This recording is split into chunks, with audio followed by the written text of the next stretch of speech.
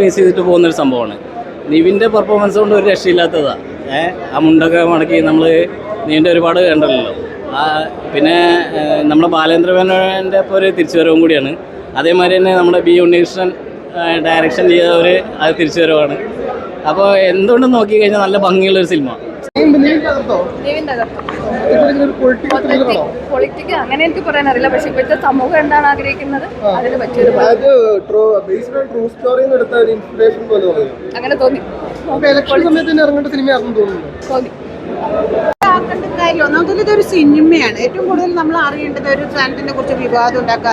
ഇത് ഫൈനൽ ചരിത്ര പുസ്തകമോ അല്ലെങ്കിൽ പൊളിറ്റിക്കൽ തീരുമാനങ്ങളൊന്നും അല്ലല്ലോ.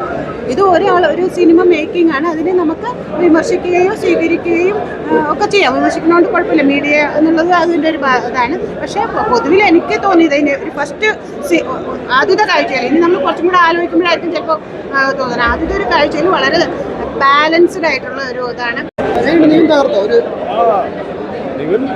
എന്താ പറയാ, ഒരു വേറെ ഇപ്പം നമ്മൾ നേരത്തെ കണ്ട സർവ്വമായത്തിൽ പോലല്ല, ഇത് വേറെ ഒരു വെറൈറ്റി ഒരു പരിപാടിയായിരുന്നു. ഫാമിലി, പൊളിറ്റിക്കൽ, പിന്നെ മീഡിയാസ്, അങ്ങനെ എല്ലാം കൂടി നമ്മൾ ഒരു ഇതിൽ തീർത്താൻ പറ്റില്ല.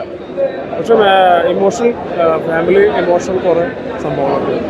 അത് ശരിക്കും നമുക്ക് കണക്ട് ആകും. നല്ല പടം നല്ലതാണ്. ഇതൊരു വിവാദം ആവാൻ സാധ്യതയുണ്ട്. ചർച്ച ചെയ്യപ്പെടും ഈ സിനിമ. എന്തായാലും തീർച്ചയായിട്ടും കേരളത്തിലെ ജനങ്ങൾ ഈ സിനിമ ചർച്ച ചെയ്യും. ചർച്ച ചെയ്യാതിരിക്കില്ല. എന്തായാലും സിനിമ മേക്കിംഗ് നമുക്കറിയാം. ബി ഉണ്ണികൃഷ്ണൻ എന്ന് പറഞ്ഞാൽ അദ്ദേഹത്തിൻ്റെ സിനിമ ഏറ്റവും നല്ല ഗംഭീര സിനിമയാണ്. ബാക്ക്ഗ്രൗണ്ട് സ്കോറൊക്കെ അടിപൊളിയാണ്. നിവിൻ പോളി അടിപൊളിയാണ്.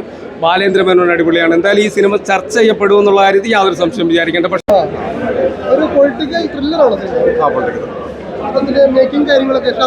എല്ലാം നന്നായിട്ടുണ്ട്. ഷറഫ് നല്ല കിടിലായിട്ട് ചെയ്തിട്ടുണ്ട്. എല്ലാ ക്യാരക്ടേഴ്സും, നിവിൻ്റെ അമ്മയായിട്ട് ചെയ്തേക്കുന്ന സ്ത്രീ, എല്ലാവരും അടിപൊളിയായിട്ടുണ്ട്.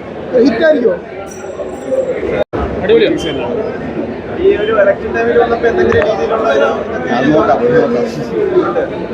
ബേസ്ഡ് ഓൺ ട്രൂ സ്റ്റോറി ഒക്കെയാണെന്ന് തോന്നുന്നു. അല്ല, അതിപ്പോ എനിക്കറിയില്ല.